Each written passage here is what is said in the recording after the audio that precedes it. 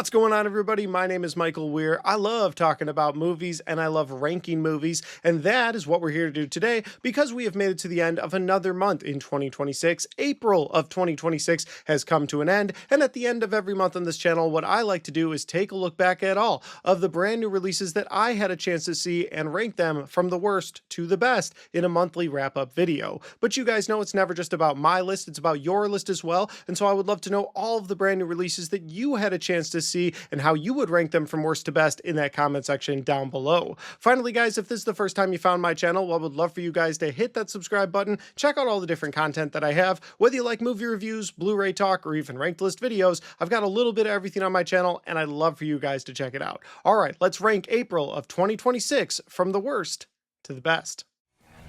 Here we go.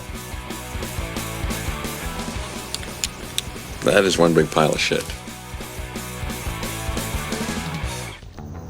No, I shot him. Bullets in the fall killed him. So I had the chance to check out 7 films in April of 2026, and while I wanted to watch more, these are the ones that I had time for, so I'll only be ranking these 7 here today. Notably, there were 2 films that I really wanted to check out in theaters, and I just never found the time, so I'll check those movies out later on down the road. One of those movies is the movie Normal, starring Bob Odenkirk. Looked like a fun action flick, something that Bob Odenkirk has really surprised me with lately. I just didn't have the time to check this one out in theaters, and the other one was Michael. Now, could I have made time this past weekend? Could I have carved out a couple of hours to go see the movie Michael? Yes, I could have. But did I? No, I just didn't care. And listen, that's going to rub some people the wrong way. If you love Michael Jackson and his music, that's great. I'm very happy for you. But it's just one of those movies I felt like I could skip in theaters and I could catch on streaming down the line, something I could watch later on down the year and do a review for down the road. Next time, baby. So I missed both of those movies. They will not be on this list, but I did see 7 films, and we are going to get into that ranked list right now. Coming in at number 7, the worst movie that I saw in April of 2026, and honestly, one of the worst movies I saw so far this year, is a Netflix-released streaming film called Thrash. And Thrash is a film about a group of survivors trying to survive a hurricane after a hurricane absolutely floods out a town in South Carolina, and with the water comes a bunch of sharks. And so now these survivors who were just trying to survive a storm now have to survive flood levels and sharks in the water. Now, honestly, on paper, it sounds like a fun time, and it sounds a lot like something we've gotten in the past with the film Crawl. And in that movie, you have a town completely flooded out by a hurricane, and with the water come a bunch of alligators. Now, that film was fun because the alligator violence was a lot of fun to watch. And in this movie, they fail on every single level, including the shark attacks. Had they at least succeeded on the shark attacks, I think I could have enjoyed this movie to a certain point. But as it stands, I didn't enjoy this movie at all. It has survivors that I didn't connect with either emotionally or just on a regular human level. Like if you see someone trying to survive in a disaster film or a film with animals hunting people, you want to automatically root for those humans. But I didn't have any connection with these people because you got extremely brief introductions to these people, and then they were thrown into a horrible situation, and then they all constantly make horrible decisions. You've got a group of foster kids who you feel bad for right off the bat because their foster parents are like the worst kind of people, and then when everything floods and sharks come in, they just consistently make bad decisions. Now, they're little kids, and you're like, all right, maybe they would make bad decisions, I get that, but then the movie doesn't do anything with them. They just stand on top of a kitchen table, which thankfully the waters don't rise above for this film so that they have somewhere to stand, and they stand there for the majority of the film with maybe 1 or 2 moments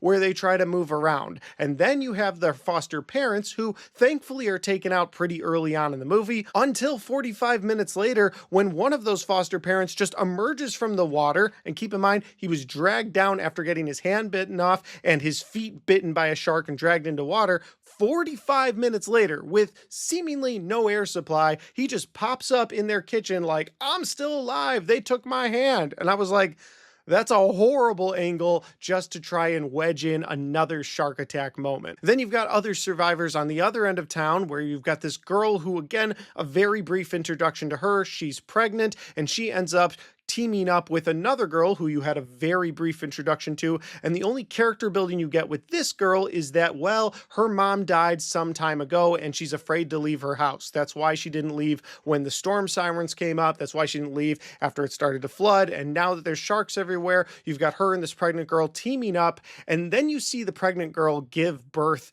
in this shark film, and she actually gives birth in the water on the street.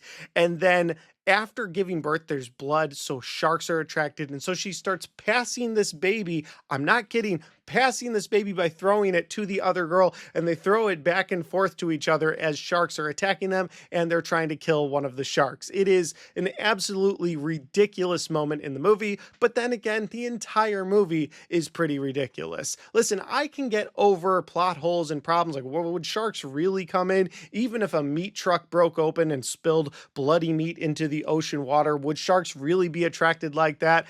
I don't think so. I can get over all of that. The idea, the premise on paper sounds like a fun time, but you give me no redeemable characters, no characters I can truly latch onto and feel for, and then you give me horrible shark attack moments. What was Netflix thinking? I don't know. This is one of the worst movies I saw in 2026. That leads me to a film that's not much better, but at least I didn't have to endure horrible shark attacks, and that would be the film Balls Up. Balls Up is another streaming film that went directly to Prime Video, and this movie stars Mark Wahlberg and Paul Walter Hauser. And I was like, wow, these two people in a comedy, this should be a fun time, because Marky Mark has brought it in the past. And I was really looking forward to whatever he was going to bring to the screen. Paul Walter Hauser, I've seen him sort of play more dramatic roles, but I thought, okay, it could be a fun time. Both of these characters on screen, cutting it up. Let's see what they have.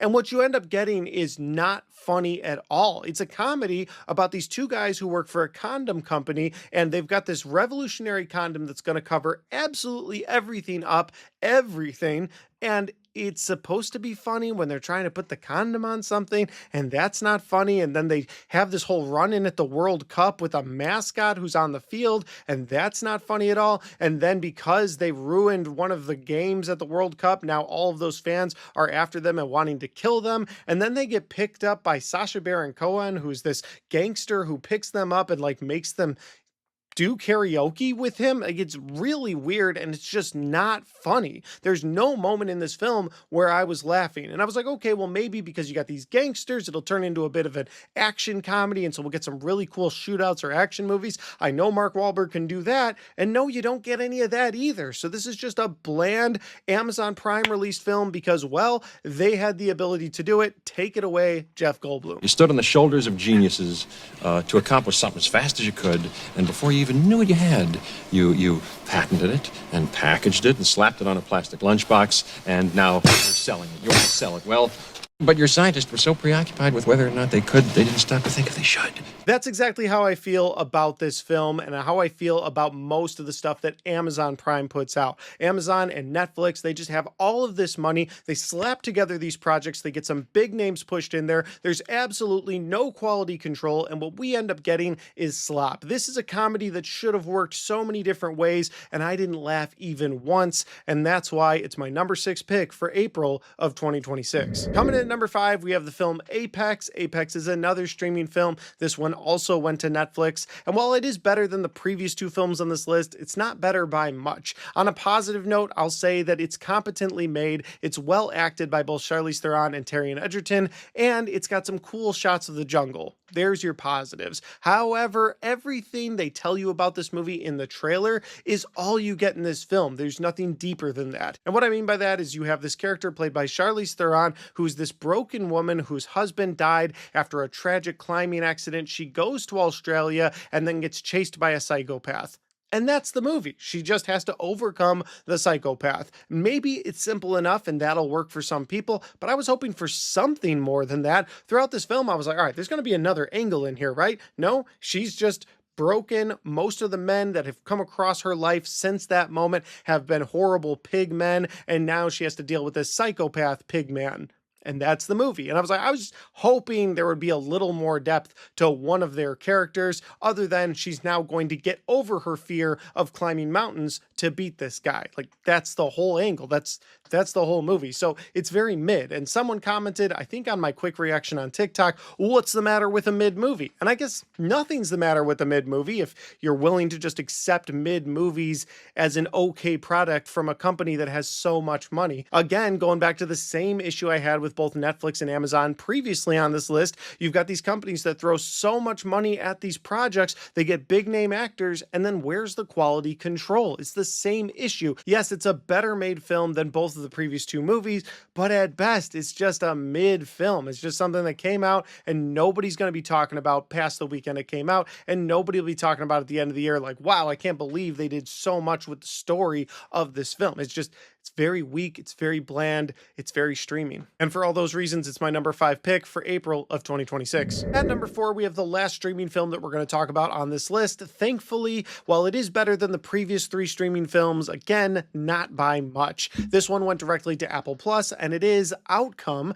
Outcome is directed by Jonah Hill, and it stars Keanu Reeves as a movie star who absolutely everyone loves his performances. He's won multiple Oscars, any TV shows he's in have won awards, and he's very concerned about his own self-image. And that is until the beginning of this film, when he gets a call saying, I've got a video of you and I'm going to release it to the highest bidder unless you're willing to pay for it, and you don't want this video getting out. And since he's already so worried about his self-image, this throws him into a spiral, forces him to go to his manager, played by Jonah Hill, and then they try to figure out who is the one releasing this video. In fact, his manager tells him, why don't you go on a bit of an apology tour? Go to all of the people that you've wronged in your life, all of the people you feel like you owe, because maybe these people are just looking for an apology and they'll let the video go. And so he goes on a bit of an apology tour to like his old manager, his own mother, and just other people in his lives. And why I think this movie is better than the rest of the films on this list is it had a character played by Keanu Reeves that actually goes on a redemption arc. He goes from this guy so worried about his self-image, and by the end of the film, he looks at his phone, he's wondering what people are saying about him, and he just puts it down. He just doesn't care. In fact, at one point in this movie, he goes to his old manager, played by Martin Scorsese, and he talks to him and he's like, nobody calls me. People leave and they never call me. They never call, just ask how I'm doing. And at the end of this movie, there's a really great moment where he grabs his phone, he calls Martin Scorsese character again, and then he just says, hey, how you doing? He goes, I'm good. What do you want? He goes, nothing. How are you? And he goes, what do you mean, how am I? Like his character is taking it offensively until he realizes he's just calling to see how he's doing. And really, you've seen his character grow in this film, not care about his self-image online and care more about the people in his life, the people that actually care about him or have done right by him throughout his life. And again, I appreciated that character arc for his character. And that's really the only thing that did work for me in this movie, because this is also listed as a comedy and this is not funny at all. Once again, just throwing stuff at the wall to see if any of it's funny. Most of it by Jonah Hill, who's also directing, so he gave himself this part and he's just throwing all this comedy at the wall, and none of it landed, in my opinion. I didn't laugh at all in this film, but I did love the emotional journey that Keanu's character went on, so that's why it's at number 4. We've made it to my top 3 films for April of 26. Don't forget to throw your ranked list in that comment section down below. All right, moving on to my number 3 film for April of 26, we have the film Lee Cronin's The Mummy. Now, this film is part mummy movie, like 5%, and then it's like 95% Evil Dead film. So I kind of take the good and the bad at the same time, because on the one hand, I love mummy movies. I've watched mummy movies ever since I was a kid, watching the old black and white mummy movies, leading into the Brendan Fraser era, my favorite mummy movies, and then of course Tom Cruise, and even that film is a bit of an adventure film with Tom Cruise fighting off a mummy. And then we get to this film, and it's very much so not like anything we have seen before. Yes, it's got Cairo. Yes, it's got a girl wrapped in bandages and put inside a sarcophagus, and yes, she does rise again. So in that aspect, you get 5% of a mummy movie. But the rest of this film is very Evil Dead. Now, that might work for some people. There were aspects of that that worked for me personally, because I'm a huge fan of the Evil Dead movies, especially the modern day, more brutal, nasty, gory Evil Dead films that we've been getting. And that looks like what this director was going for, especially since he just got done making Evil Dead Rise. So you've got the guy who just made the last Evil Dead film making a mummy film. And again, 5% mummy, but the rest is Evil Dead. So take that as you will, because that might be a huge positive for you, or it might be a huge negative. I went in hoping for more of an adventure style mummy film, and I ended up getting more of a brutal, nasty Evil Dead movie. I can enjoy both flavors of genre, but they are two very different flavors, and that's going to rub some people the wrong way. And since I did go in hoping for more of a mummy adventure film, that's why this movie's at number 3. We're going to have to switch gears here, going from my number 3 pick to my number 2 pick, because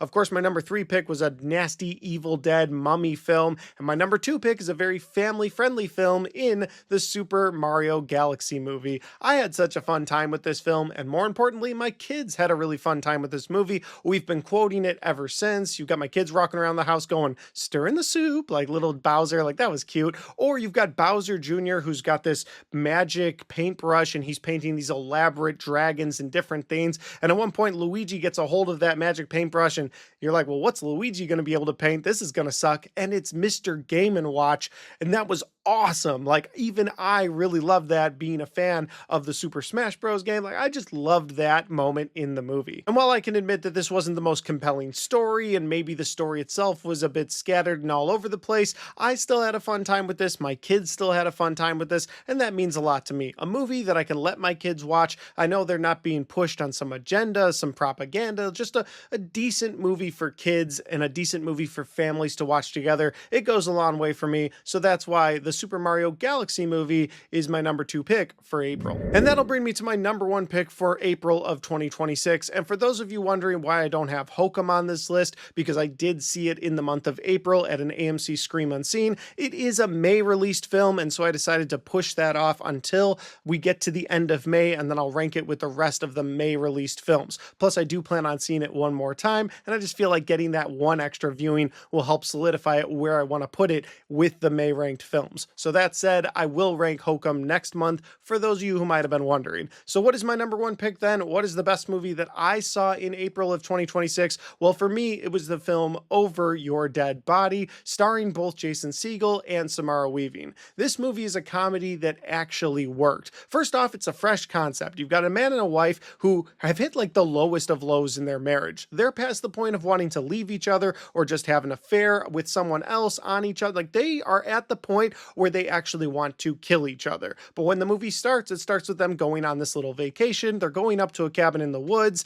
and it looks like they're going to have a romantic getaway. He's even making her dinner. But this entire time, they're actually planning on killing each other once they get there. They both have their own elaborate plan that the other one doesn't know about. They plan on killing each other. That is until they have some unwanted house guests who show up, led by Timothy Oliphant's character. I won't go into specifics because I don't want to spoil anything here, but it is a really funny film. Again, the setup I just gave you doesn't sound funny. It sounds like the setup to a thriller or a drama. Now these two have to somehow work together, even though they were ready to kill each other, and they have to fight off these different people that are now invading their cabin in the woods. So again, doesn't sound funny, but they find a way to bring the humor. Jason Segel kills it with the humor. Samara Weaving does a great job with the humor and the emotional side of this film. And there's so many twists and turns and things that you can't see coming. It's so much fun. Like, you'll be watching a scene one way, and then they'll show you from someone else's perspective, and you're like, oh, that's what's going on here. And then it'll totally reframe how that scene is about to go down, and I really appreciated that. There's a lot to love about Over Your Dead Body, from a fresh, unique concept to well-executed humor, great characters, and acting for those characters. I thought the movie worked on every level. I had a great time with this movie. Not only is it my favorite movie for April of 2026, but it's one of my favorite movies for the entire year. I look forward to checking this movie out again down here in my movie room down the line. And guys, those are all the brand new movies that I had a chance to see in April of 2026, ranked from the worst to the best. Don't forget to throw your ranked list in that comment section down below. And if you like this video, don't forget to hit that like button, because it helps the video, it helps the channel, and it helps me right here. Thanks for watching, and I'll see you next time.